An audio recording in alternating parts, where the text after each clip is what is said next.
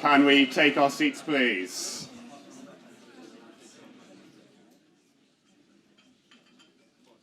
Well, good morning, everyone, and welcome to you all to Inspiring Change.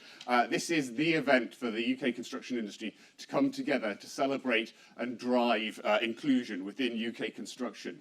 It's our attempt to bring you together to understand how we can make workplaces in construction that people want to come to work in every day, how we can support the communities that we work in, having a great relationship as we deliver vital assets and buildings within those communities, and how we inspire a new generation to want to come and work with us in the future, so we have a sustainable future out ahead of us. I'm Alasdair Reisner. I'm Chief Executive of the Civil Engineering Contractors Association. This is the 4th year that we've run Inspiring Change. Some of you who came in the early years will remember it was quite a dark event. It was night time. On one year, it was even a deluge. Some of us are still drying out from our event that we had down at Battersea Power Station. Well, last year we came here to Cavendish Square and the weather was glorious.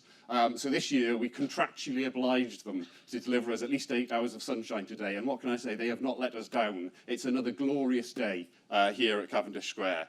I've got to do a little bit of the, if you will, the housekeeping for today. So you will be shocked and amazed to learn that we are not expecting any fire drills today. So if you hear the alarm, it's the real thing. In terms of exit points, you'll see there is an exit point in this corner, also through the far corner. Finally, there is through the back door there. If your route in that you came in is not available, there is a second exit out and through the car park. Whichever way you go, whether the way you came in or through that way, the forming up point is in the road in Chandos Road, just behind this building. If you do require toilets, they are out just as you came in by the reception, tucked in on the right. There will be staff available to help you. One final point is if you haven't signed in, I think most of you, we grabbed you as you came in to give you your badges, but if you haven't, there's some sign-in sheets moving around through the room. So that gives us a bit of the context of why we're here today. I hope you've had a chance to look through your conference guide. What a staggering array of speakers we've got today. Basically, everyone apart from me is absolutely brilliant who's going to stand on this stage today. So I'm really pleased that reflects the fact that this is seen as an event to speak at and the hard work that's gone on by the team that have worked to put this event together. In saying that, I think we should also recognise that this is a broader event this year. We have gone out and we've brought in some of the other industry federations to work with us. So we're delighted to be supported this year by the British Woodworking Federation, the BESA, Build UK, the Construction Industry Council, Federation of Master Builders, Finishers and Interior Sector, Hire Association Europe, Home Builders Federation and CECA. So it's a mouthful even getting out all of the organisations that are represented, and I hope that those of you in the audience who haven't been here in the past are here because of your relationships with some of those organisations. I'd also like to thank our sponsors. You may have noticed you've not had a bill for attending here today. Other events might charge you quite a large bill, to send you an invoice for 400 or 500 quid to attend an event like this. We don't have to because we've got great support from great sponsor organisations. Those sponsors, Anglian Water, B&CE, Building People and Heathrow. I also want to give a particular thanks to Action Sustainability, who are not only a sponsor, but you'll have seen people around helping and supporting during the day, and play a huge part in everything that we do in terms of fairness, inclusion and respect in the industry. Finally, and we definitely can't go without mentioning CITB. CITB don't just sponsor this event, but they sponsor that whole fairness inclusion programme that is directing real change in our industry on inclusion. If any of you want to ask the question, what's CITB there for? This is a great example of the kind of change that they can drive, and only a central industry body can help coordinate to deliver that change. So I'm going to shut up fairly quickly, but there's a couple of points I do just want to quickly address. This afternoon, you'll see from your agendas, we do split into two. Those two elements are in relation to community and education engagement and workplace practices. Do have a look at the two sessions. It'd be great if we've got good audiences in both groups. So we'll tell you a little bit more detail about how that's going to work as we come up to the break. Also, this event is being recorded, so we've got camera crews, so if you want to share anything that's happened during the day, that will be available after the event. We'll also be circulating, with speakers' approval, the slides from today's event. A couple of just other small points. There is Wi-Fi available, so if you look for 11 Cavendish Square, and then the password is Amaranth, which sounds like something from Game of Thrones. I am actually informed that it is a perennial plant. Who knew? If you haven't learned anything else today, at least you learned that. And finally, we do have a Twitter handle for today, IC Awards 2019, and the hashtag Inspiring Change. So please do use those for your social media. Finally, in terms of dietary issues, no one has told us they have any dietary issues. If you do, we want to make sure you have some food at lunchtime, so do just grab one of the people. We are able to address any dietary issues, but we just need to know. So please do grab one of my colleagues or myself during any of the breaks. Now, finally, last year, one of our keynote speakers, Keith Waller, challenged industry. He said, we can do better. And we just want to think about that, whether people are willing to make a commitment on behalf of their business or on behalf of themselves personally. So as your businesses, are you willing to sign up to the Fairness and Inclusion Respect commitments? Would you hold a Fairness and Inclusion Respect workshop? Are you willing to promote and provide opportunities for your employees to become FAIR ambassadors? Can you identify board-level sponsors for diversity and inclusion? These are the things that make real change. We have evidence to show that this drives real change in the industry. So again, if you want to know more about that, there are plenty of FAIR ambassadors, plenty of FAIR representatives in the room. So do come and have a conversation. But also think about doing it for yourself. Do you want to be a FAIR ambassador? Are you willing to challenge, to call out inappropriate behaviour in the workplace? Are you able to develop your own knowledge and understanding of colleagues from different backgrounds? And are you able to create an open and positive environment in your workspace? So, that's the end of my bit, you'll be pleased to hear. We've now got on to the really good speakers. And what a fantastic first speaker we have, a keynote speaker. Ruby McGregor Smith is our first keynote. One of a small number of female people to have been a chief executive of a FTSE 100 listed company, the first Asian woman to hold that role in the UK. A Financial Times top 50 female world leader in business. Also a member of the House of Lords, and absolutely passionate about the issues that we are discussing today. I'm not going to say much more, but to introduce Ruby McGregor Smith.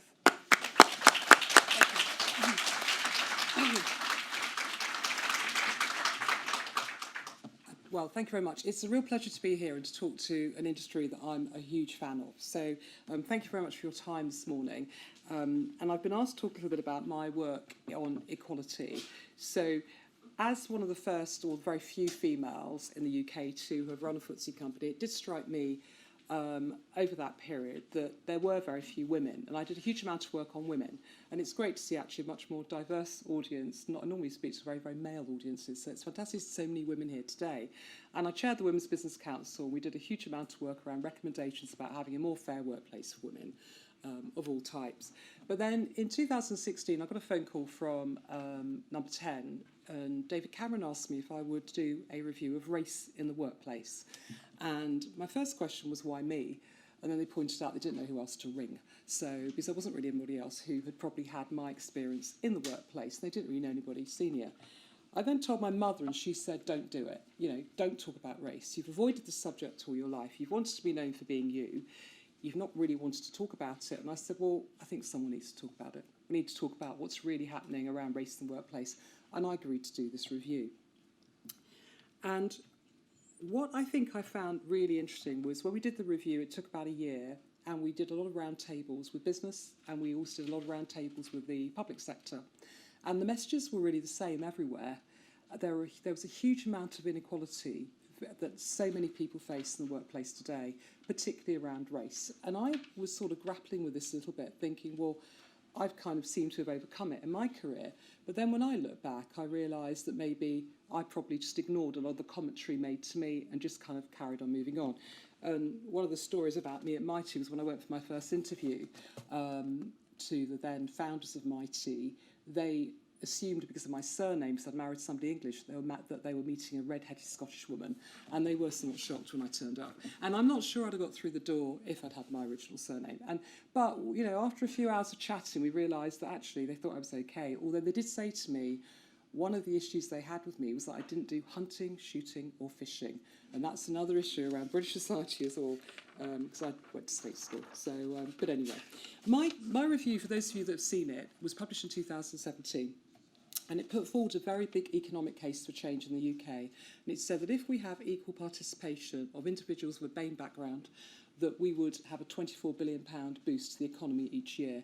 And I think the economics of the case really, really matter, because if you can actually realise that actually it's better to have better participation and it can really, really help your business, that's always going to encourage businesses to absolutely do it.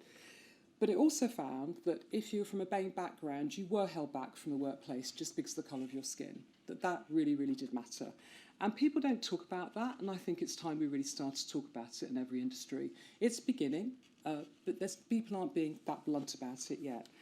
And we found throughout the whole review that if you were of a BAME background, normally you were at a much lower level in organisations than you should be, and you were not given the opportunities to progress in the way others were. And just some stats on how that works. So 13% of the working population in the UK from a BAME background, only 10% of the workforce is BAME, and only 6% of those hold management positions. And rarely are they at the top of any organisation, both the public or the private sector.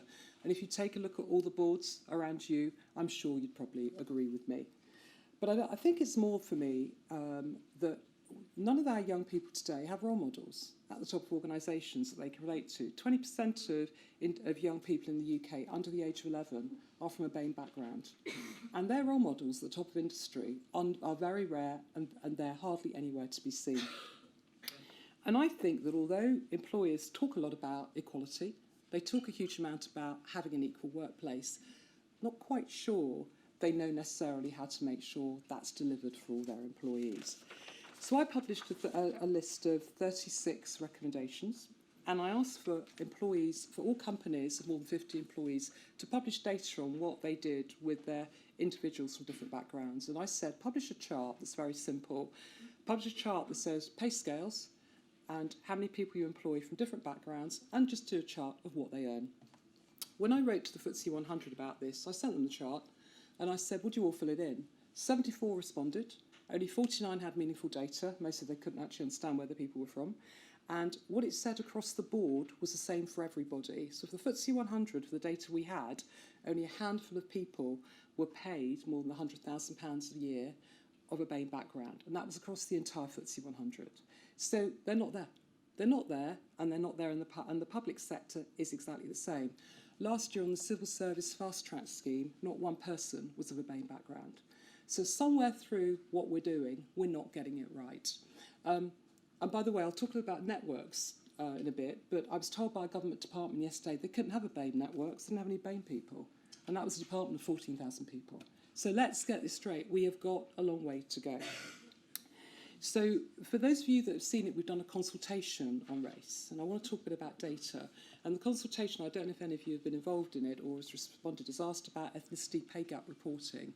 I was quite heavily involved in the gender pay gap reporting, which I know you're talking about later today, but I'm really focused on getting ethnicity pay gap reporting in to follow the same format as the gender pay gap.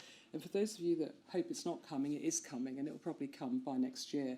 So get the data ready now, and get ready. We've asked companies for the last 2 years to voluntarily publish race data, and some have. So the Big Four have started to do it, the Big Four accounting firms. There are some companies that have just gone, OK, we'll start on a voluntary basis. But it's only a handful, and what we really need is data. Because if you have data, you've got a starting point. And let's just accept we all know the starting point is going to be really poor, and it's going to be worse than the gender pay gap. But if we don't have a starting point, no one knows what they're really tackling. And let's just remember what the gender pay gap is doing for us. And you may get some of these stats later today. 10,000 companies have now published it, but we still have a situation that even though we've published the gender pay gap, 8 out of 10 big employers still pay men more than they pay women. A quarter of FTSE 350 board positions are occupied by women, but they're almost all non-exec. None of them hit the executive pipeline. And so given that challenge, we're not going to get gender equality in the boardroom until 2043 if we're lucky. And the World Economic Forum predicts it's going to take 2 centuries around the world for us to shut the gender pay gap. So let's just say, if that's where we are on women, expect ethnicity to be even worse. And we just accept it's going to be tough. But I think it's really, really important, not just to publish data, but to also think about aspirational targets. And one of the banks has decided to go down this route on women, has actually started linking their incentives to the number of women that are promoted in executive roles, and it's completely transforming that bank. And they've linked it to bonuses, they've linked it to incentives and said enough is enough. We're not going to do any more talking. Part of your incentives are going to be driven around the fact that you won't just promote diversity, you will promote, and you will sponsor, and you will mentor. And if you think about that, I got to where I was. So I had 2 great CEOs sponsor me. 2 people believed in me in 2 organisations, and I got to the top of my team. And that was through sponsorship and support from people that believed in me. And all of us need that in our careers. All of us in this room, I'm sure, had support from somebody, from people to give us promotions, to give us the opportunity. We need to do that for the individuals of a different background because we don't do enough of it. I think sponsorship really works, and for those of you who haven't seen it, look on Women at Men as Agents of Change, where we're getting the guys to sponsor the women through organisations. Do the same on BAME. It really, really matters, and it really, really works. Because for the few of us that have got to the top, it's how we've got to the top. Mentoring's great, but please don't raise aspirations unless you can offer somebody you mentor a job, because mentoring is brilliant to tell people how great they are, to remind them how good they are, to tell them how they can get on. They need job opportunities. So any of you that recruit, please think about how you can provide opportunities for those that don't normally get them. So my first recommendation was all around targets, data, what we could do. The second is actually around purchasing power. Actually use your purchasing power differently, to work with your supply chains differently. For those of you that are involved in the consultation coming out on social value in public procurement, I'm leading a debate on that in the House of Lords on Thursday. And I'm saying start to use your purchasing power, put in diversity targets, make it really matter, work with organisations that really care. Let's change scoring on pre-quals, and that's actually let's go up to 50% of scoring. Shouldn't be around pricing anymore. Let's make it around social value and what you can do in all these areas. Make it around really young apprenticeships. Make it around people from disadvantaged backgrounds. Do it around some of the communities we don't normally do it for. I think that is where it's going to go on procurement, but that is going to come through most procurements, I think, over the next decade. And I think organisations that work for the public sector or the private sector should start to get prepared for that. Thirdly, and this is again a really important one, all executives have to take responsibility for this at the top of organisations. It needs board sponsorship. It needs boards to say, actually, we're not just going to talk about it, we are going to do something about it. One of the construction companies has done targets around women for the next 5 years and what they're going to do at every level around women. You can do that for all constituent parts of your workforce if you choose to. My question comes, why aren't people doing that? If they know they've got an issue, what's stopping organisations doing that? Because I don't think there's any excuses anymore. Fourthly, please, please, please raise awareness of what we call unconscious bias, but actually, in most cases, I think we're being quite nice. It's actually conscious bias. We use the word unconscious bias because we think that's a subtle way of telling people it's okay. It's okay to have unconscious bias. We've all got it, but we need to accept there are certain types of biases we shouldn't have. Institutional racism across employers is pretty much everywhere, was the evidence from my review. And people never talk about it, it's never really discussed, but it sits there. And too many people wrap it up with the words unconscious bias, and I think that really needs to change. And then my next big recommendation was around recruitment practices. Work with individuals and work with recruiters who can absolutely understand diversity, who don't pick up the normal shortlists, who actually focus on new talent, and who always bring you people that haven't done a job before. Because the biggest challenge we have on diversity in the workplace is if on a job spec it says you need prior experience, you're ruling out most women, you're ruling out most BAME people to promote them, because we haven't got enough already going through the pipeline.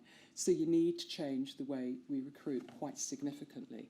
It's amazing how many jobs I see that say you need specific experience in a sector. A bit of a problem if you're from out the sector. And then they say you need prior board experience, but if you can't get on a board because you've never been promoted, how on earth are you going to get there? And again, once upon a time I hadn't been on board and somebody put me on a board. So we can do it, it just needs to be, we need to be a bit braver. And then for those of you that know business in the community, they've taken forward some of my other recommendations. So they have developed a very simple guide to help organisations talk about race, because one of the big things we found in my reviews that nobody knew how to talk about it. What words could you use and couldn't use? If you haven't seen it, it's on their website. Please take a look at it. We've also produced a list of top 100 BAME employers, and that's now developed into the Race at Work Charter. So if you are on the Race at Work Charter, thank you. Most organisations are signing up to it, but if you're not, please take a look at that too. And then finally, I guess my plea to all of you is adopt the recommendations. They are there because they're practical. There's a roadmap for change. They really, really matter. And I really think on behalf of the next generations, it's incredibly important now to change it so that when they look at the workplace, they see the role models that they really respect. Thank you.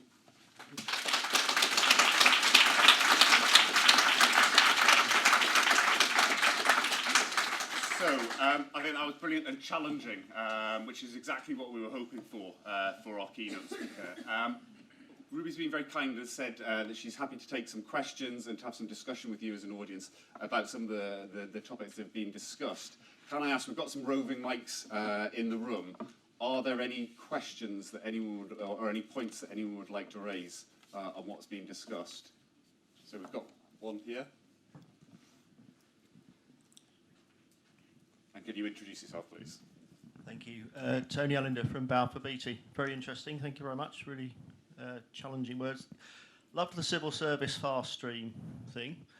How much of that do you think is around gender and ethnicity, and how much of that is around, given that it's a civil service and which universities they recruit from, is around social mobility and background? I think it's about both. I think without doubt that to get through those processes, you've got about 6 processes to go through, including Skype interviews. You've got to be really ready. You've got to really know what you're doing. And without doubt, the better universities, the better, you know, if you've got money and you can afford to actually get some support, you've got more chance of getting through. There is a bit of that. So they are looking at what they can do to widen it. And we know we've got a massive issue in government on social mobility. It's through the board. And a lot of social mobility policies are coming in. I'm a non-executive, for example, at the Department of Education. And we're trying to embed it in so many things. It's just going to take a generation to potentially shift it. But I think also there is a danger that we will start to say, oh, it's social mobility, it's class, it's the government, it's what they do. Actually, it's a lot more than that. It's real basics. It's about why don't we have BAME networks everywhere? Why can't we talk about these issues? Why can't we have networks around diversity and inclusion?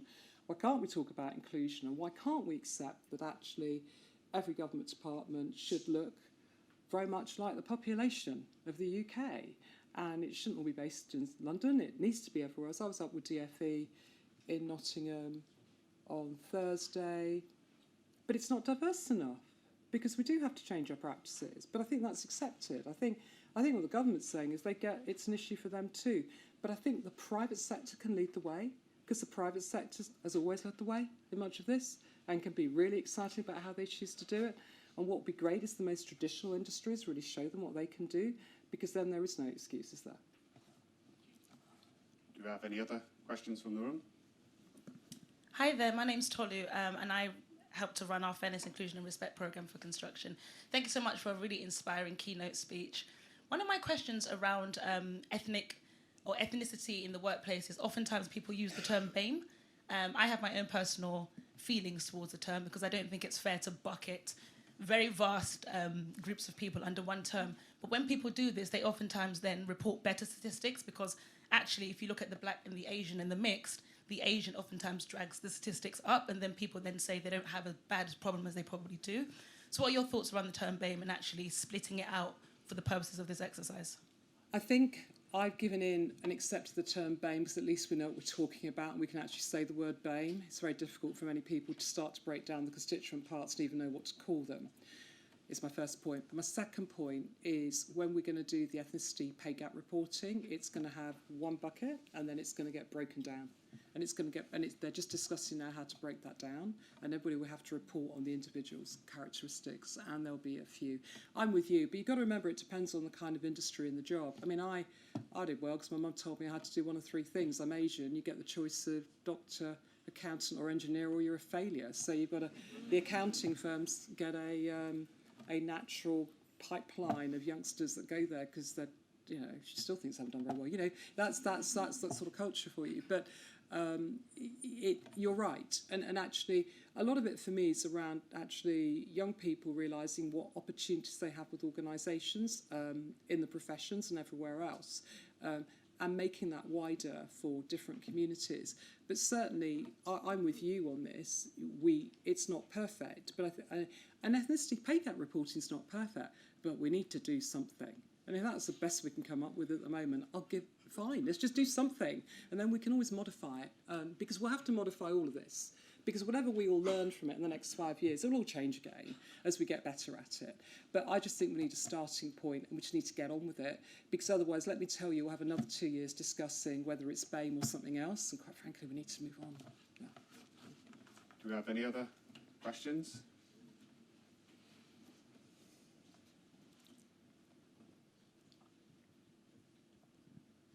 Hi, my name's Jack Rowley. I work for CPUK, a civil engineering business.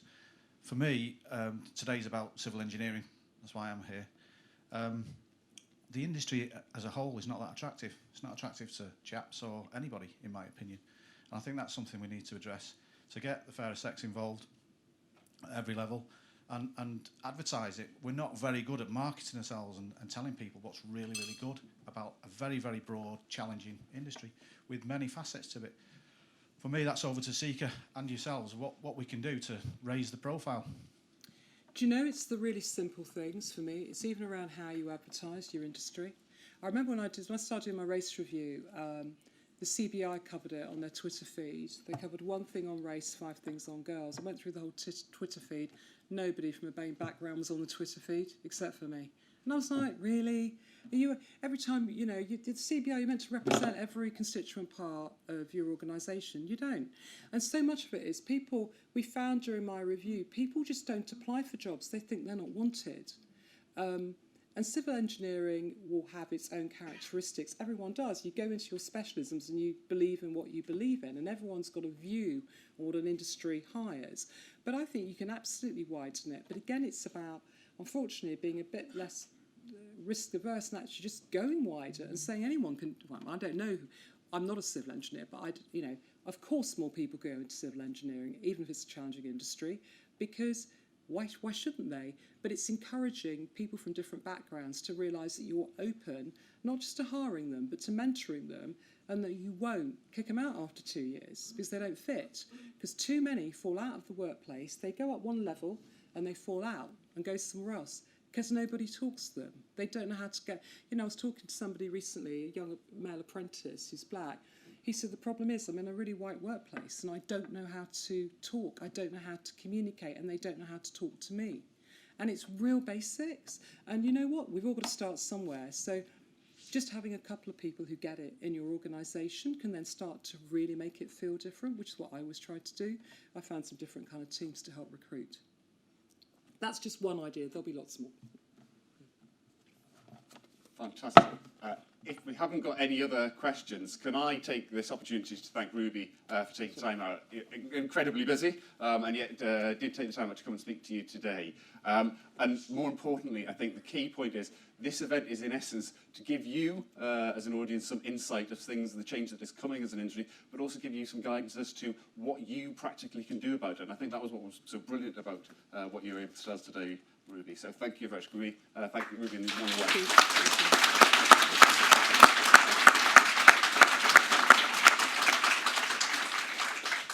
So we're now going to move into a panel session, which we're calling Agents for Change, or Change for the Better. This is really about how, as an industry, we can lead some of the change that we want to see.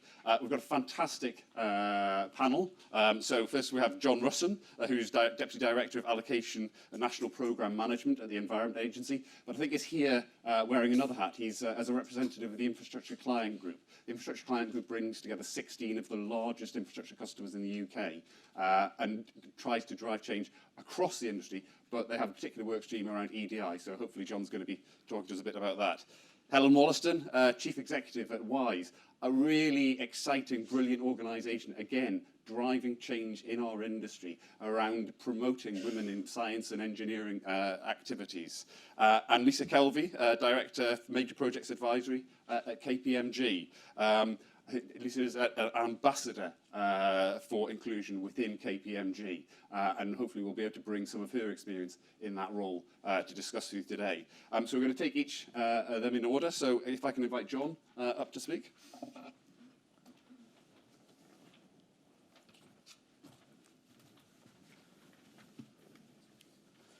Good morning, everyone. Fantastic to see so many dedicated professionals in the room. I'm looking forward to learning lots from you today and also sharing lots with you. As Alasdair said, I'm John Russon. I'm from the Environment Agency. I did note on the agenda my name was spelt slightly wrong, and I got a little bit excited to start off with because I'm not very good at saying my R's. So when I saw that my name had been misspelt, I thought I might be better as John Husson, but then realised that H is probably the only letter I find harder to say than R, so maybe it wasn't the best alternative. My role in the Environment Agency, I lead a 6-year investment programme that hopefully by the end of 2021 will better protect 300,000 homes from flooding. And what I'm really proud of as part of that is our funding mechanism actually puts more money into deprived communities. And many of those deprived communities are more ethnic communities, and so it's really good that actually the money's not always following where the wealth may be, it's actually flowing to some of the poorest communities. So as Alasdair said, I'm here to represent the infrastructure client group, but more on that in a moment. Firstly, because I've got the stage, I thought it'd give me an opportunity just to talk a little bit about the Environment Agency, which is an organisation that I'm very, very proud to work for and have worked for since it was created. Just a personal reflection on one of Ruby's points about that she didn't quite have the right hobbies when she first applied to Mighty. I came from a working class background. And I found myself, as I was getting promoted many years ago, feeling quite out of place because I didn't know how long you should boil a quail's egg for. So it's quite interesting to reflect that whether it's ethnicity or gender or social background, many of us will have experiences where we haven't quite fit in the organisations we find ourselves. So within the Environment Agency, we have our Chief Executive, James Bevan. Hopefully you've noticed him even more recently. He's been making some really strong keynote speeches on climate change and on water resource availability in the future, really helping set that agenda. And our chair, Emma Howard-Boyd, whose background is in financial sector. Again, Emma's been very visible lately, particularly launching our new flood strategy, was out last week, so quick plug. It's out there for consultation, so please do go and have a look at that and comment and provide us with feedback. So both James and Emma show very strong commitment to equality, diversity and inclusion. They lead from the top of the organisation. Emma is a real advocate for women in the workplace, speaks a lot and shares her experience of how she got to the top of a large financial organisation. And that clear commitment really helps, but backed up with action too. So our executive team, senior team, obviously when you've got a relatively small number of people, the gender balance can change, 1 or 2 people changing makes a big difference. But to address this each year, James invites a range of people from different backgrounds, gender and ethnicity, to join that senior team. So 3 people at a time, just to make sure that that team has a real breadth of input and experience and views. Like the majority of organisations, we have things we're particularly proud of. I'm sure there's not an organisation in this room that hasn't got some aspect of equality, diversity and inclusion that you've done well, particularly proud of. Got a couple of examples of ours here, consistently in the top 20 for Stonewall employees. We've got a very active LGBT network founded probably well over 10 years ago now. It was led by an inspirational colleague of mine, Lisa Pinney, It was the first of our networks, made a real difference, and Lisa's now gone off to be Chief Executive of the Coal Authority, and I'm sure Lisa will bring lots of that experience to her new organisation. And secondly, at the Employers Network for Equality and Inclusion, we won the award for gender pay gap. In 2018, the Environment Agency's gender pay gap was 2.3%. So feels a really good position. But as with all these statistics, it's a great position to be in. But actually, it masks that we have got a manual workforce, the people out on the ground, maintaining our assets, supporting communities when there's flood incidents, that is predominantly male.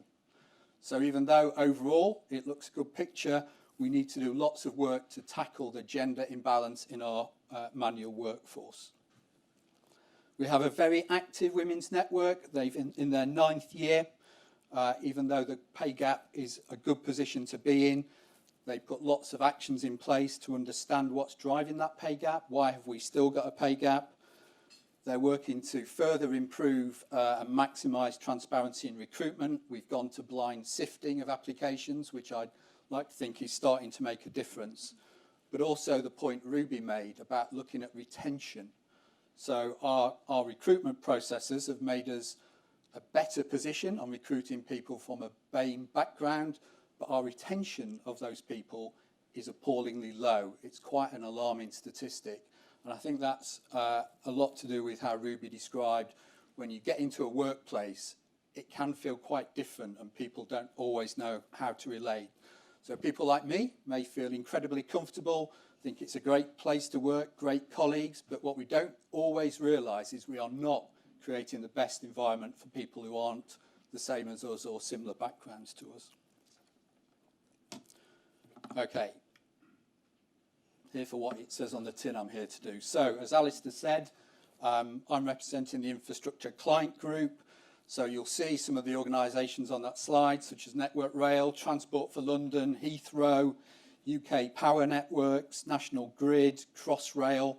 And you'll see from looking at those groups that there's an awful lot of public money, private investment spent through these organisations. So we have a big influence on many of you as suppliers in this room. So it gives us an opportunity as clients to improve our performance on equality, diversity and inclusion, as well as working with contractors and suppliers and consultants to learn from what you're doing too. As well as those public sector, many of us clients, CECA sit on there, and I can assure you, I think most of you in the room are CECA members, that Alasdair does a fantastic job of keeping us on the straight and narrow and reminding us that as clients we have that big impact on suppliers and that we play a key role in how you work and how you need to operate. So be assured Alasdair does a good job on all your behalf. So as part of Infrastructure Client Group, we have a range of initiatives running. The aim is to work together, work more in a more standard way, to learn from each other, to share learning, and then implement that across the sector. And as part of that, I'm working on the Equality, Diversity and Inclusion work stream with some really inspirational people, a few of which are in the room. So Brian D. Wickenden of CECA, Manon Bradley of the Major Projects Association, and Tracy Goddard, who I've seen, of Anglian Water, plus many other representatives from the client organisations. I think a challenge always for us doing this is that it's easy for those members of the board, like myself, to talk about these things at the Infrastructure Client Group and then go away and delegate the actions to our staff or to an EDI leading the organisation. But what we're very much trying to do is secure the leadership of the members of that group. So they're not just conveying a message for someone else to do, but they are very visibly leading on these aspects back in their own organisation. So I just wanted to share 3 things we're trying to do through the Infrastructure Client Group. They may sound small steps, but with such big organisations, hopefully they will make a big difference. One is sharing good practice. It's quite easy to say, quite difficult to do at times. We've all got examples we're proud of, But equally, many of us will see other people's examples and think, well, our organisation's different, it won't work here. And we're trying to see how we can share more, how we can help each other. If you look at all these organisations, I suspect that the vast majority, if not all, have won an award for one aspect of equality, diversity and inclusion, something they've done that they're justifiably proud of. So what can we all learn from their experience? Because no one organisation is brilliant at everything. The second thing we're doing is assessing where each of these organisations is on the journey. So our original tack was we would get all these senior leaders to send us their EDI strategies, what they were doing, what they were proud of. And I think it's fair to say we didn't get the best response. I think people go back from those meetings, go to a very busy job, and either forget to do it or delegate it, and it just doesn't get done. So it wasn't quite hitting the mark. So instead, through the persistence of Manon and Bryony and Tracy and others, is we're going to visit the individual organisations to talk through where they are on the EDI journey. And actually, I think that's a far better approach, because it's not just being sent paperwork and shiny strategies. It's actually talking to the senior leaders to hear their views on how it's working, what their organisation's doing, how involved they are in the work. And perhaps most importantly, is that felt in the organisation? You can have the shiniest, best strategy, but is it actually felt by the people who work for you, and is it making a difference? And we've just started that journey. I think we've done 2 or 3 organisations, so obviously quite a few more to do. And finally, one that Alasdair and Bryony constantly remind us of is that as clients, we have a big impact on suppliers and our expectation of suppliers. So it's that plea that where we can, that we're consistent in what we ask of you, in the way that you operate, even down to how you report data on your gender balance or your BAME or disability, that we all expect you to feed us that information, but probably all invent at least one way per organisation of doing so through different frameworks and contracts. So our aspiration is, where possible, that we can become a little bit more consistent. So I'll end by saying thank you, CECA, for the opportunity to be here, and I look forward to learning lots more through the day, through the different sessions, and through chatting to you all in the break. So thank you very much.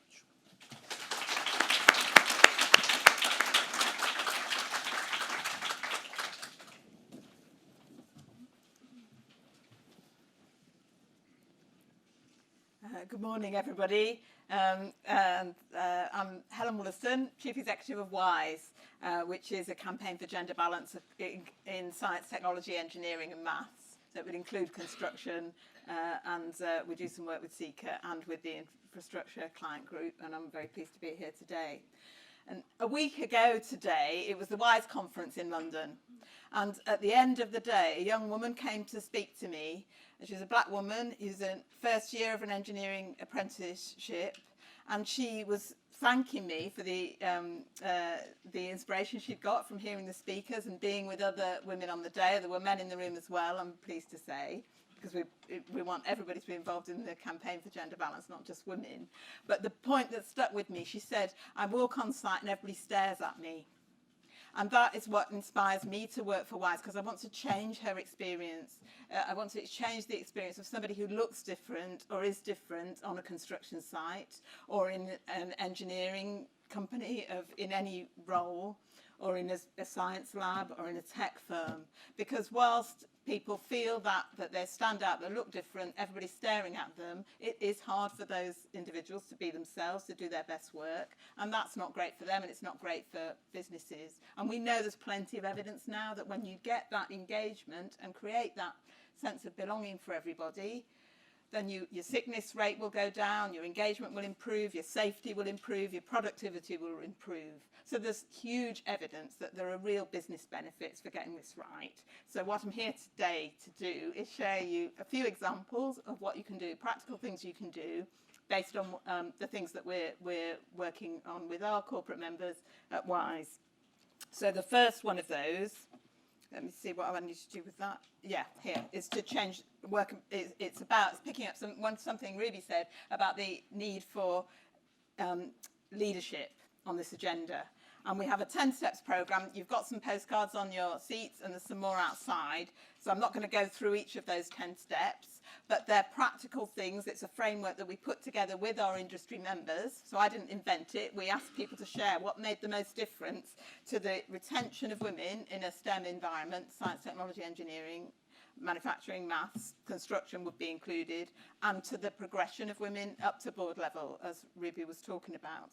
And I make no apology for the 3 guys here being white men, because we get the leaders of the companies to sign it. So they are, you'll recognise some of them, I'm sure, but they're either MDs or chairmen of companies, and we need their commitment, and we need them to be, and some of you are in the room, to be taking action to change the culture, so that women feel they belong, people from different backgrounds feel they belong and can do their best work. So that is something that you can have a look at and use as a framework, benchmark against others. And the point about having 10 steps is there's not one single thing. One of those things is about flexible working, but flexible working isn't the only thing. It's not just because women take career breaks that women are underrepresented in our industries. That's one of the issues, but it's actually about a whole culture, and it's about behaviour, and it's about everybody embracing that agenda and doing something to change that culture. So have a look at that, and there might be some things that are useful. And there's case studies of good practice and checklists and advice on the WISE website. So that's the first thing. The second thing is about awards to highlight good practice. Now, I know you've got awards later on this afternoon. We do awards as well at WISE. So if you missed out on the Inspiring Change Awards, you can nominate yourselves or your colleagues or your organisations for WISE Awards, because we've got 3 weeks to go before the closing date. And there's 8 categories. For some of them are for individual women at different stages in their career. We've got focus on technology, because the gender gap in technology is actually getting wider in this country. So that's why we've got 2 focusing on tech, to identify new role models who will inspire more girls and women to choose technology. And I know technology is transforming the construction industry, as it is indeed every industry. So that's really important. So have a look at the WISE Awards on the WISE website and put in your nominations. It's free to nominate. The next thing is about the gender pay gap, which again has already been spoken about. We're doing a piece of work with the Royal Academy of Engineering, which will look at the data specifically for engineering roles. And what we're looking for is companies who will share a cut of your data. So that's the companies, those of you who have to report the gender pay gap, because you've got 250 or more employees in this country. Could you give us a cut of that for just the engineering roles? Confidentially, obviously, not with the names of the individuals, because then we can have a look at what is the pattern for engineering. And specifically, the reason I've put 5 construction companies, if we have data from 5 companies, that'll be enough for us to make conclusions about construction and engineering. So we've got 2 signed up already. I'm looking for at least 3 more if possible, the more the better. But have a look at the website about what's involved, or talk to me in the breaks. And then we're doing some focus groups that Van Nuttall are hosting for us at the end of June and the beginning of July, where we want to, the point of the focus groups is to develop action plans, because it's one thing to share the data and understand the data, but more importantly is what do we do about it. And the Academy have asked us to look at action plans, recommendations for individual companies, but also for the industry as a whole. So what could be done to really understand the underlying reasons for a gender pay gap specific to engineers, and more importantly, what can be done to address those causes. So there's an opportunity for you to get involved in that piece of work that we're doing over the summer. And finally, we talked a bit about inspiring the next generation. Somebody asked a question about that earlier. And we have a platform, My Skills, My Life. Again, I've got postcards on this outside. And I've just got a couple of slides here from role models who are in construction who are on that platform. And we look for young women, because they're closer in age to the girls, who talk. They do it. The girls. The platform's aimed at teenage girls. It's online. It's free for them to use, and it's free for young women to share their profiles.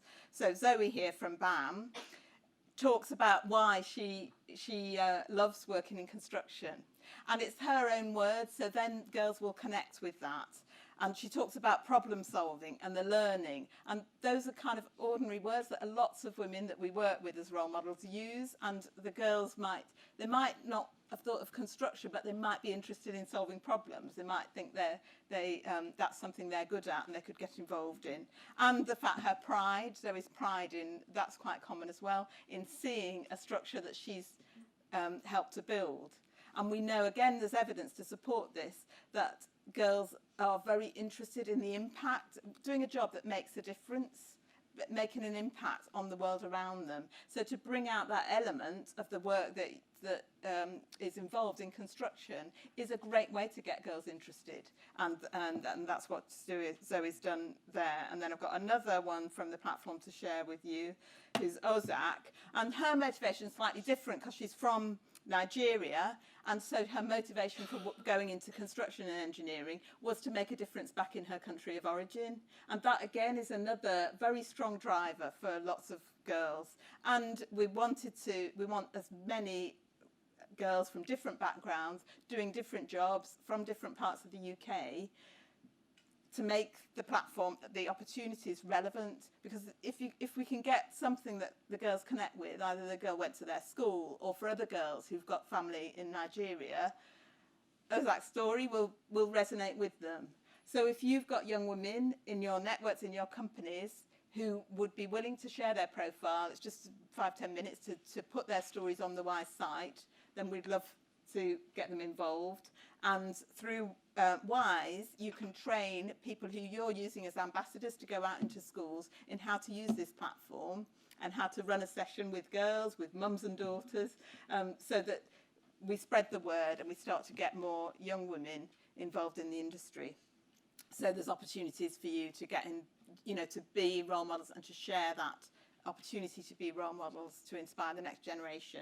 And I'm pleased to say that last week at the conference, we announced a partnership on this outreach and engagement with STEM Learning, who run the STEM Ambassador Programme, with the Small Peace Trust and with the Design and Technology Association, funded by the ERA Foundation, so that we can join up some of the educational programmes that we all support to reach children and schools in disadvantaged communities around the UK, and particularly, obviously, WISE's interest is to reach more girls, because we know there's loads of STEM outreach and activity going on, but there's more of it in independent schools, there's more of it in London and the South East. So we want to take the message out more widely across the UK through what we're calling a STEM Accord. So there's more information about that on the website, but my suggestion, my recommendation to you all, if you're involved through your companies in doing outreach and engagement, is don't work in isolation. Join up with us so that we can make sure that the message reaches as many schools as possible, as many young people as possible and their families, so that they can get the opportunities to get involved in this industry, make a difference, which is great for them and great for the industry as well. So thank you very much for listening. I look forward to the panel discussion in a few minutes.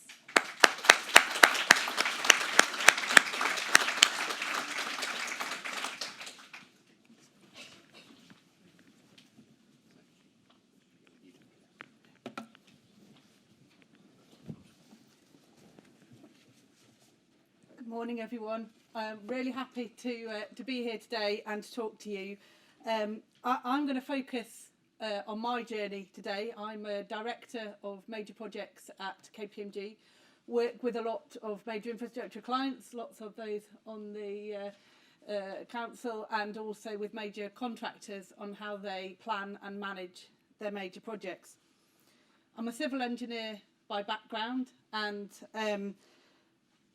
my views on diversity and inclusion, I think, have changed quite substantially over the last 5 or 6 years when I've been talking at events like this, and I want to share some of those thoughts with you today. So I want to start by recognising success. The people in this room have forged really successful businesses using approaches and behaviours that worked for them in the context that they were working in. And they've created a culture for our industry that got things done. And those businesses delivered infrastructure, and that infrastructure changed lives across the whole of the country and in many cases all around the world. And I think that's something we don't talk about enough as an industry. What we do makes a difference. But looking forward, as leaders in this industry, you have a duty to make it successful today, but also a duty to set us up for the future as well, to make sure that this industry is evolving and set up for future success.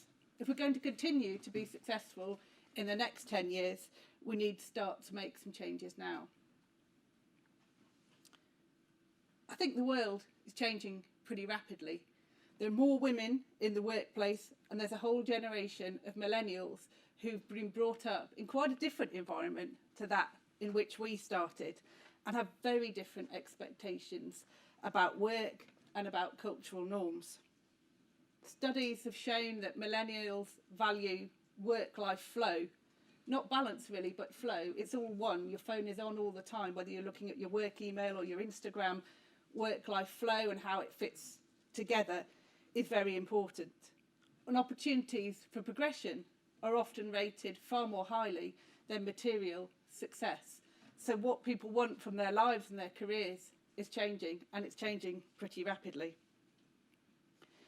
The data from lots of studies shows this and paints us a picture that we need to change. And when we combine this with some of the challenges of our industry, the skill shortages, the need to embrace technology and improve productivity, the low margins in some of our contracting businesses, the case for change is compelling. But that's where we hit a problem, because I'm not sure that we know how to make that change. We know that diversity inclusion is important, and we've done, most of us have done a lot of the easier things. We've set up networks, we've changed some of our recruitment and retention policies, and those things have all made a difference, and they have moved us forward. But as we heard from the speaker at the beginning of the day, if we carry on our current trajectory, we'll be into 2040, 2050 before we get gender equality on boards, and that race and other characteristics are a long way behind. So I think we need to start to admit that we don't understand. At KPMG, we did some surveys with our women's network and talked to a lot of male colleagues and asked them to rate how confident they were about understanding gender diversity issues. And only 25% felt that they were really confident that they understood the issues. And I think that's probably an overestimation, because that was the 25% who bothered to fill in the survey, and some of them may be actually overestimating their understanding. And I've experienced this myself. So a real eye-opener for me last year was some straight ally training that I did with our team. And I realised I had huge blind spots. Although I've been talking about diversity and inclusion for 5 or 6 years now, I had huge blind spots. And I learned in that training that many of the things that can make people feel excluded at work, I'd never thought of. And these are not necessarily big things, but they're a pattern of things that make you feel, do I fit or don't I fit? Do I belong? And is this somewhere that I want to invest the next few years of my career? And I don't think this is a criticism. None of us can ever truly see our own privilege. Just like you can't see your own eyes, you can't see your own filters. One of the analogies I like a lot is the analogy of ski goggles. I don't know how many people ski, but I used to have those yellow goggles. And when you put the yellow goggles on, the first few minutes, the whole world looks yellow. But after 10, 20 minutes, the snow's gone back to being white. If we've been wearing those goggles the whole of our lives, you've been wearing yours and I've been wearing mine. So we can look at the same thing and we can see it completely differently. So how do we change the dial? I think the starting point is understanding and understanding difference. Because each of us has grown up with personal, with family, with society, with cultural experiences that shape our reactions. In her book Thrive, Arianna Huffington said, "It would be futile to attempt to fit women into a masculine pattern of attitudes, skills and abilities, and disastrous to force them to suppress their specifically female characteristics and abilities by keeping up the pretence that there are no differences between the sexes. Now, 5 or 6 years ago, I'd reacted to that and I'd gone, no, I'm exactly the same as everyone else. But I'd actually think that there is some real truth in it. I'm equal, but I'm not the same. And the way that I want to be managed and the way that I want to lead is different from some of my male colleagues. So if we're going to find the key to attracting a wider range of people to our industry, we need to understand much better what attracts them, what makes them tick, and what pushes them out and make them feel that they don't fit. So for me, inclusion starts with understanding differences, because you can't change anything without awareness. The hard part, though, is complex, and we need to do a lot more work to understand it. I think Madam Bradley from the Major Project Association has been mentioned a couple of times already, but I've been working with her now for a number of years, looking at gender and in major project leadership as a system, and trying to map some of the system and how it all fits together to create a picture that results. I didn't see you there. So, hi Manon. So those and that system that results in there being far less women in major project leadership than we'd like to see. And I think we do as an industry have to start to think about it as a system. But I also think we have to have some really difficult conversations, and we have to be braver. So you might feel that you don't know how to sit and talk to someone about gender or about race, and perhaps the starting point is actually admitting that you don't know and sitting down with someone and having a really deep conversation to understand their experience and what drives them from a point that says, I don't know, so tell me, how does this industry feel for you? And that means we need to be a bit more vulnerable, which perhaps is something that we haven't been trained to do as leaders in this industry, and really put ourselves out there and have those challenging conversations. So this is a room full of practical people, and I'm sure a lot of you are thinking, okay, that all sounds fine, but what do we actually do? Well, I've just said we don't know, so I'm going to admit I don't know, but I'm going to share some of the things that we've been trying in our team and let you think about whether they might work for you. So we've done a few things that have really started to help us to move on.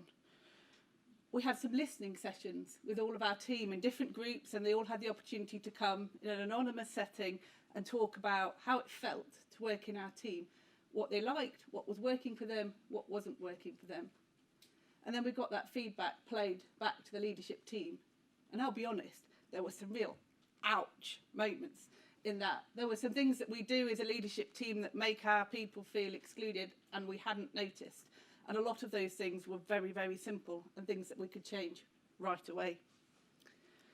The next thing we did was design thinking day. So we took a quarter of the team off site for a day and had a really good interactive design thinking experience. And we said to them, if you were running this business, what would you do? What would you change? And it took quite a lot for me to convince the partners in my team to let us do that. And originally they wanted to put lots of constraints around it, but I said, no, we need to trust the team. We need to hear completely up to them what they want to come with us with. And the day was absolutely fantastic.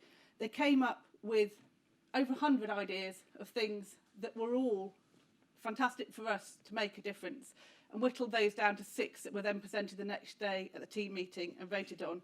And we're going to take most of those forward. So to conclude, I think as an industry we have a fantastic opportunity to make a positive change, but we need to be braver. We need to be having the really deep conversations. We need to be looking at the system, and we need to be really listening to the people in our teams.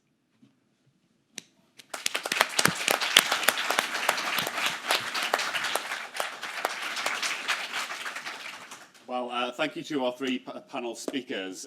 Exactly what we were looking for in terms of that discussion of being agents of change, how we can play leadership roles in delivering change in our industry.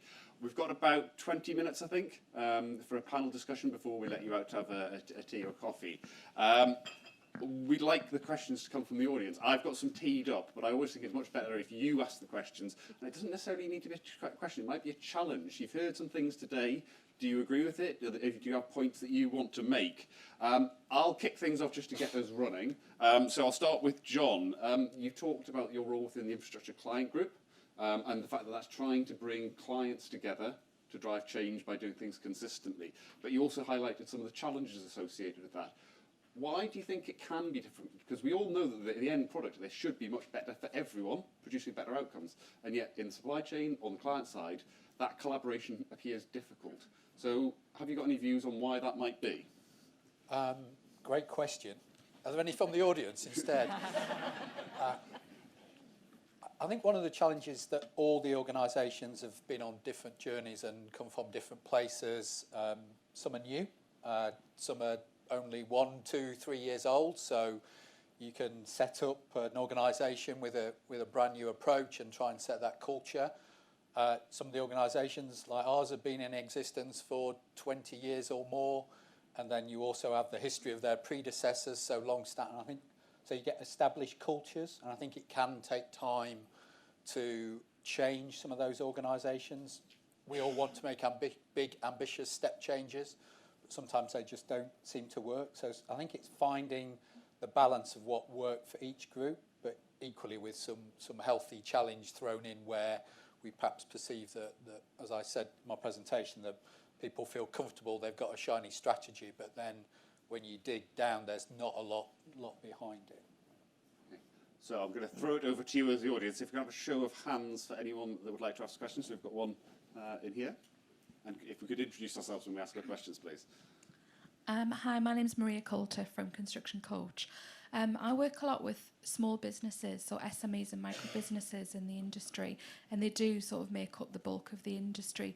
And I just wondered, how do we get to these hard to reach people? What can they practically do to start their own journey, basically, to make it a fairer environment for people? So who wants to pick that one up? I can make a start.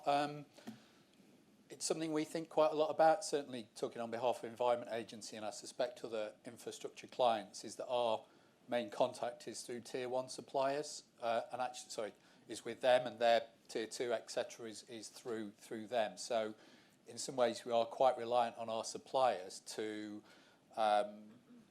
help Tier 2s or set standards of what we'd like to see throughout the whole supply chain. But I know, speaking personally for many of our suppliers, that they're really up for that, and actually in many ways they're doing stuff better than the Environment Agency. So I think for us that relationship with Tier 1s, and then that's felt beyond into smaller companies who are contracting in, is really important. I'll just make an additional point in terms of women in the industry, that I've heard from a lot of women, because the SMEs are more likely to have the work focused in a local area.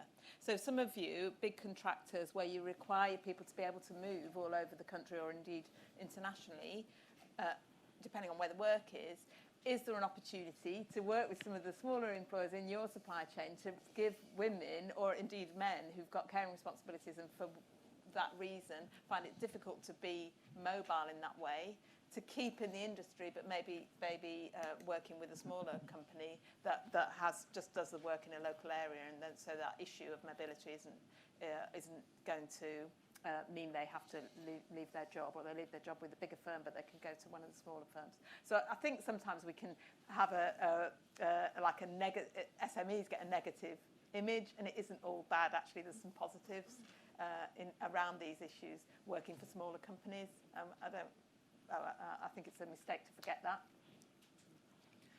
I think from my perspective, we sometimes think that changing the dial needs really big initiatives and programmes, and actually I think a lot of it is about the day-to-day interactions that you have with people. So there's some great practical guidance. The 12 steps, I think, are designed for women, but actually they're fairly applicable across the board, and really focusing on that day-to-day inclusive culture is a great place to start, and far easier to change actually in a small organisation than in a big one. So, man, just wait for sorry, go. Thank you. If I can just try and answer that question a little bit as well, based on the work that John and I and others are doing through the Infrastructure Client Group. There's actually a consultation out at the moment on the Social Value Act, which is, and part of it's about trying to encourage SMEs to work within that framework. So I would really highly recommend that you go to the Cabinet Office website, click on the Social Value Act consultation and say what you think, what do you need? Because one of the questions is, how can client and tier one organisations help SMEs to do this better? So do go on that consultation and make your views heard. Excellent. So if you can raise, I'll ask another question, but just so that the people with microphones can get for a next question. Helen, I've got a question for you, but actually it could be for other members of the panel as well. And we've touched on flexible working a couple of times, and I'm really delighted to hear that people to say about flexible, not solely in the domain of women, but actually the benefits it can provide for all kinds of workers. For construction, some people will say, oh, it's difficult in construction to do flexible working because of the nature of the project-based environment and needing to be on site. And yet I think we've seen great examples for our sector where people have made it work and actually found that it's not as difficult as people have said. But from your perspective, because I'm presuming you've seen quite a lot of examples of flexible working, can you just give us a flavour of some really good things that you have seen and how people can make it work? Well, I think yes, there are definitely examples of making it work. And I think what's a thread running through the examples where it worked is having a dialogue with the people involved, with the teams involved, with the managers involved. And there are ways through issues. If you want great people, you want the engagement in the team, you need to have a reliable contact with your customers, but that can be managed. I mean, often people say, well, the project managers or the site managers need to be there to answer, to deal with issues or to deal with queries that might come up from the customer.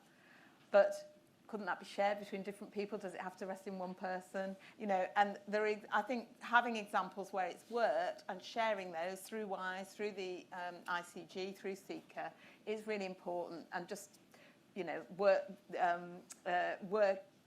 dealing with the resistance that people have about it. I mean, if you think of other industries, whether it's retail, the NHS, transport, there's an expectation from customers of service 24/7. Well, nobody can work 24/7, so these jobs are split. You have rotas, and I don't really see, I mean, it may be easy for me to say because I'm not directly in construction, but I don't really see why the same doesn't apply in construction. There's a way through it. If there's a will, there's a way. So we've got a question in the middle. Rebecca Lovelace from Building People. Helen, I just wanted to pick up on your point about the WISE platform and the case studies you have, which just look so sensible and is exactly what people need. I have spoken recently to some large organisations that have similar material, so examples of best practice and resource, and it's held on their own intranet.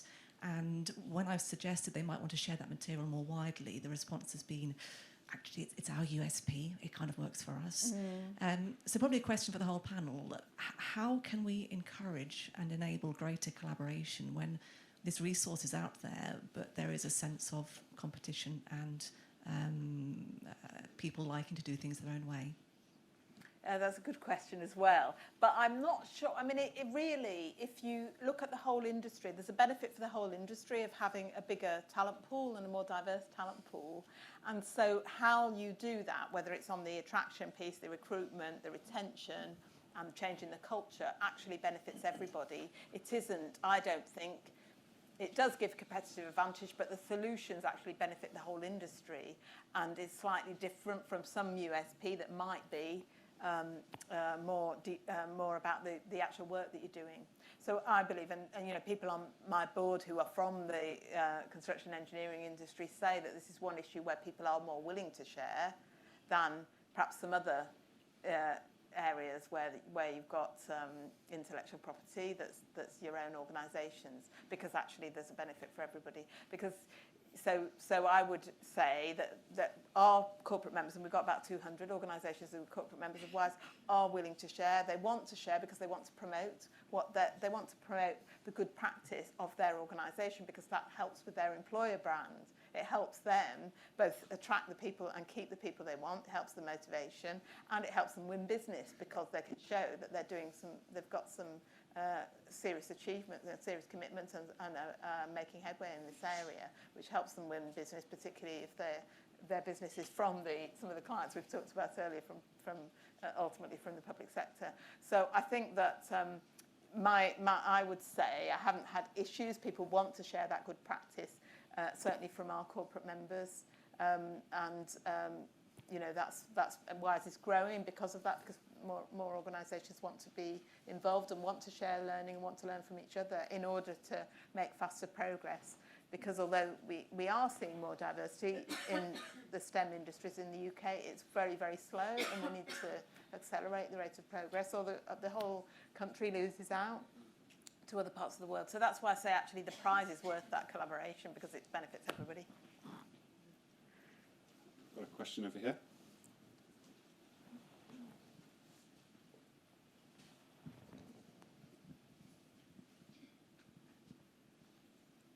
Good morning, my name's Anne Smales, I'm from Bouygues UK, we're a Tier 1 main contractor. Just to expand on that point, I was wondering if there are any organisations or bodies that bring the Tier 1 suppliers together, like ourselves, similar to the infrastructure client group. I'm just aware that how much strength we can have when we work together, and I know that we're all developing our own kind of individual initiatives, but when we can come together and develop that as one unified group, things happen much more quickly. Are there any groups that bring us all together, particularly on this kind of inclusion and diversity agenda? I might take that one. Yeah. So I think what you're expecting me to say is, yes, CECA will do that for you, but that's not the right answer, because we represent part of the construction industry supply chain. What we do have is the Fairness, Inclusion and Respect campaign, and that hopefully is intended there to coordinate. It's why we've got so many of the other trade represented bodies here today, is to try and bring that consistency. But I do think we need to work harder to have almost a consistent conversation, because if you're not involved, you may not be fully aware of all the good work that's happening there. So one of the actions I think that we would want to take away from today is feedback like that, is to say, well, we need to work harder in that space to provide an opportunity for any company that has an interest in this. It's great to see 200 of you here today, but there's 200,000 companies just in our bit of the industry, much more of that if you go out to the wider construction industry. So how do we speak to those that are interested in this, but may not have any connections in with the existing organisations? I don't know whether anyone from the panel has anything else. Well, just to add, I think a role for the infrastructure client group as a client, those organisations I shared with you, many of us work with the same Tier 1 contractors, so it'd be a big first step if we can have the same relationship, standardisation, same ambitions and aims, particularly across government departments, of what we expect of clients. So that when we talk to one of our suppliers and then they go in a different meeting with a different part of government, or another big client, that they recognise the same things, the same ask, the question about initiatives, that there's more consistency, which I think would help Tier 1 suppliers not be pulled in different directions or slightly different directions by a small number of clients. But I think I can't emphasise enough the value of that collaboration, because these are, I mean, somebody was saying about being brave and having difficult conversations, and how do you deal with the resistance that you might get at whatever level? Well, share that with others, because there'll be other organisations that have gone through the same issues and had the same conversations, and we'll get fast, rather than trying to do it by yourselves. Then I think events like today and through WISE and through the ICG is a great opportunity to share those challenges and work out between us the best way of moving forward. So I think I agree with all of that, but I'd also encourage you to be looking internally, because certainly what I've learned with the initiatives we've run in the last year is that there are far better ideas from the younger people in my organisation, with respect, than there probably are in the whole of this room. So talk internally and get that conversation really flowing as well. Now, I do want to come back to that in a second, but we did have a question, I think, over in the far... Oh, sorry. Alasdair, sorry, can I just add with regards to that collaboration piece, because I think that's absolutely fundamental for us to make any change at all across construction. Two things. Firstly, we all belong, most of us as trade associations that are here today are part of the Build UK network, which obviously CECA are as well, and Tier 1s too. So that gives us one area where we can sit down and talk. And also, I am going to big up another organisation that's here called Building People, where all of these, there's a free platform where we can actually put anything, including the WISE stuff, onto there, and it's somewhere you can all go and have a look and share and see what's out there in terms of different types of approaches that are available. So that's all I wanted to. Sorry, can I just hijack a sec? I chair the Diversity Inclusion Panel for the Construction Industry Council. So that's another organisation, so they're a membership organisation for all of the key members in the industry. And we just did a survey called the CIC at 30, and we had about 1,000 responses. So we were asking the question, what do I need to do to make construction the industry of choice for the next 30 years? And we've had some really interesting and some controversial responses. We're going to be producing a roadmap for change, and we're actually working with Building People as well. So it's brilliant to hear like all of the initiatives. So if anybody wants to share some initiatives with me, then please come and see me as well. Thank you. So what we just found out in typical construction is there's actually too many. But that actually is quite an important point. As an industry, we are terrible at setting up a little working group because, there's a problem, we'll set up a working group without looking upwards and going, is there something better? Is there a better way to address this as an issue? So I think it's fair to say we're listening. And so for those of us who do have day jobs acting as representatives of the industry, we've got to work harder. We've got to do better at bringing those conversations together. So we'll take that offline from here. And by the time we come back here next year, hopefully we can talk to you about what we've done to bring some of those strands together. I've got various members of my staff looking at me with daggers now, because I'll ask them to do it. I think there was a question over on the far side. Yeah, all I was going to say, Alasdair, was I'm Alice, I'm from Build UK, and we do represent the whole supply chain, as Helen said, and Bouygues UK are a part of our network as well. So, as Alice said, we work together with CECA quite closely and CITB, so we do bring you guys together. So if you do have any ideas, we're always open to talking to new organisations, and if you've got any stuff that you think that we should be looking at, please come and tell us, because we represent you as the industry. It's what we're there to do. So if you've got anything that you think we should be looking at, please come and let us know. Fantastic. Now, I did say, I'd rather take things from the room, so I've got a question here in the fourth row back. Just in here. Sorry, one of you. Good to have a... Sorry. Oh, sorry. I'm really short. Sorry, the glasses are working out for me. Let's get my hand up. Thanks. I'm Anusha Shah. I'm chair of the Thames Estuary Partnership, and I run my own company called Plan for Earth. And I also co-chair the IC Diversity Task Force. I think my question is about inclusive leadership. We talk a lot about bringing more women in, but we don't know how to keep them. And that's been happening for years and years and years. We have a leaky pipeline, and we have to acknowledge that. And it's not just women leave because they're going on maternity leave. Women leave because they're not treated well. Mm-hmm. And I'm saying this because so many women have come up to me to share their stories, and I can tell you so many stories, and it's the similar story. There might be different reasons, whether someone went on a sabbatical, one went on a maternity leave. As they hit the mid to senior level, they're just ignored. And till the time we don't address that, you might bring whoever you want to bring, thousands of women, but you don't know how to keep you as in our industry, that includes me, we don't know how to keep them. And I think one conference we need is just how to treat women better. So can I take that one? Because I think I agree completely with everything that you said. When I first started talking about this 5 or 6 years ago, I did a presentation at Ashridge University and told some of the stories and the things that happened to me in the early stages of my career.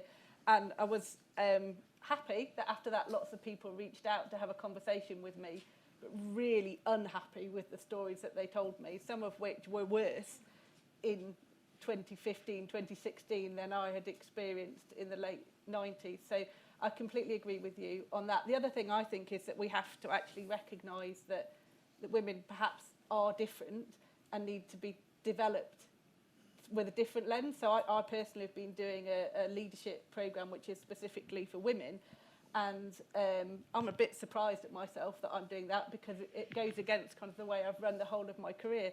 But what I've found is that some of the things that we've done on this training have resonated with me in a way that the more perhaps male-centred training that I've received for the last 20 years has never resonated.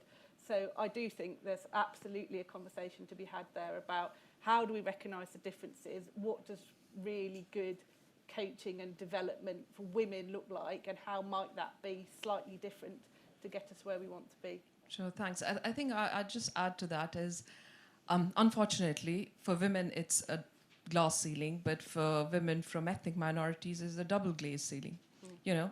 And for someone in further group, it's a triple glazed ceiling, you know. So it just gets worse and worse as you start getting into different categories.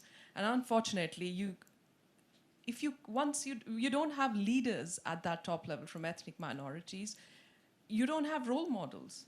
And I know we've been saying it again and again. I just look across the pond, although I'm not appreciating a lot of things across the pond, but one thing I appreciate them for, look at the top agencies, whether it's Google, Microsoft, everything. They just give up opportunities to everyone. How many CEOs do we have in this country who are from ethnic minority in our industry? I think there's None. another great point there, because when we're looking at promoting people, we tend to look at potential. And actually, most of us see potential in someone who reminds us of us at that stage. So until we have got those senior people who are from a diverse range of backgrounds, promoting people who remind them of them, or all of our leaders recognising actually that we have a tendency to have that bias, and perhaps taking what might feel like a risk on someone who's a bit different, then we're not going to move that forward. Sorry, third point, and then I'll just pass on the mic. Just because you just said something, and that reminded me. I think the definition of leadership as well. A tall white man can't be a leader all the time, you know? You can have someone like Sundar Pichai and Satya Nadella in America. You know, you can have quiet leadership as well. Yeah. So I think the definition of leadership needs to widen a bit more as to what a leader looks like. People just want to see, oh, this guy, he's got the potential. Why? Because he's walking in a certain way. He's talking in a certain way. We have to think broader. This is like, we're 2019. The world is moving fast. Before we know, the Googles and IBMs of the world will take over us. We have a serious problem here. You know, I think we need to really elevate our conversations now. Thank you. So I think we've probably got time for one more question. So just down here, Michael, please. I can speak a little bit. That's fine. I'm chair of a network within the company that I work for, and we're about to have a conversation about race. How do you do this without creating perpetrators or victims? Because I don't want to create perpetrators, I don't want to create victims, but I want to have an honest, open conversation that will help build an organization that I want. I would. Sorry. Go. Well, what you've just said is very, very clear. So that's a great starting point to say that's your aspiration. It isn't about blame, and it isn't about victims. It's about how can we create a culture where everybody can be themselves, can make the most of their contributions and what they bring to the workforce. Having examples, talking to your colleagues about that. It's a really important conversation to have, and keeping the tone of that positive. I mean, people need to air the experiences. We've heard there'll be some experiences that people want to talk about, and then moving on from that, well, how do we stop that happening again? And asking people what would have helped them to in their own, you know, if they had something happen to them which wasn't right, what would they have liked to happen? And for their colleagues and their managers and their leaders to say, what would you have liked those colleagues and leaders to do? And what training, what support do those colleagues and managers and leaders need in order to have the confidence to not let those sort of situations happen in the future? And I think it's just, you know, having those honest and open conversations in a safe space is really important. Yeah, I think I was going to say something very similar. I think a lot of it is about how you frame the conversation. So starting with the intention that you articulated so clearly, and getting everyone to buy into that. And recognising actually there probably will be some ouch moments. There'll be some moments where people feel a bit defensive, and encouraging everyone in the conversation to recognise where they start to feel like that, and expose it and bring it out and talk it through, because that's how we get some understanding. And that does require genuine leadership, because that requires being a bit vulnerable and admitting that you don't know, but also admitting perhaps that there are things that you've done that you didn't see the impact of that on other people. Just to add to that, sorry, I'm Anna Sidhu, I'm from Balfour Beatty. We've actually done the same thing over the last 12 months. So across the UK, we've facilitated a number of focus groups specifically to talk about race in construction. And this was supported by Leo, our CEO. And that message was really clear that actually we want to understand how people feel. We want to understand what has made your experience fantastic or not so great. We've seen a number of people leave, which is the driver for this. And there's been 19 recommendations that have come out of these focus groups. And there were some really uncomfortable stories, but our board wanted to hear this. And all of those 19 recommendations have been taken on by our HR director. And they're willing, as a business, we're starting to work through this. So happy to have a chat in the break as well. Just one last question, sorry. I know you said there was one last one. Ruby opened up the session really well this morning, talking about sort of data in the industry, what the makeup was, what the economic boost was for advancing people of colour within our sector and all industries. This is for the panel, really. From the work that you have done, what tangible differences can you take to your CEOs or leaders in any space of inclusion? So whether it's women or race or disability, what results have you got to show from the work that you've delivered to date? I want to go with that. So I can talk about it from my team. It's not an enormous team, but my team is 50-50 women. Actually, the two most senior people in the team are women, and we have really good diversity across race and a number of other characteristics as well.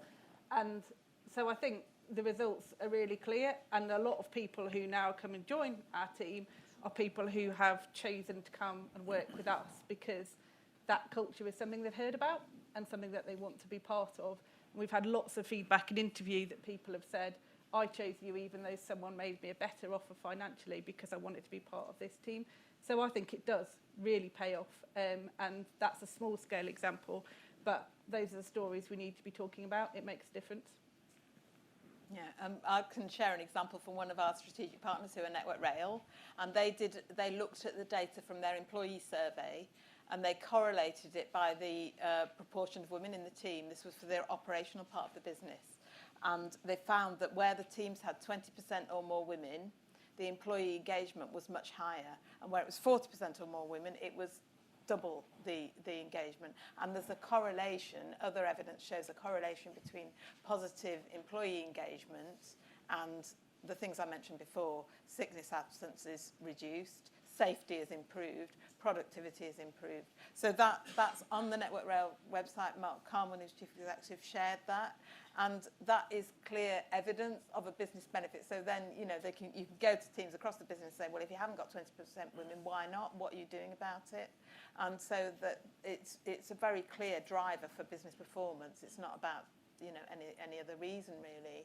And in terms of whys, if I just quote one other statistic in terms of making a difference, to encourage you, because I can see quite a lot of long faces in the room, to remember that we are making progress. And WISE tracks every year the proportion of women in working in core STEM occupations. That's engineering and technology, basically, in the physical sciences. And that has gone up by 43% since 2012, when we've been tracking it. And that's significant because women's employment overall in that period has gone up 12%.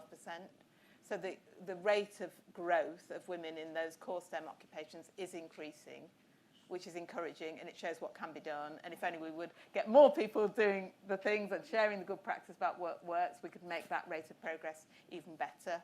But it does show there are things that can be done that do make a difference. Right, I'm going to call it at that point. One of the challenges when you're running these events is you run a panel session, and the worry is that literally no one will ask any questions. We had the opposite problem. Loads of questions from you, and some of you may not have had the chance to ask your question. However, we've now got a 25-minute break. I hope that our panel will be staying around. So if you do want to have that conversation, please do take that opportunity. But don't just take the opportunity to chat to these guys. We've got some fantastic exhibitors outside. We've got Building Equality, Mates in Mind, Good Lad Initiative, 5% Club, and Building Heroes. Please do. They're doing great, great things that are relevant to the discussions today. So grab a coffee, grab a tea. We will start again at 12. If you can be back in here 5 to, just allows us to get underway promptly. Thank you very much. Can we thank our speakers, please?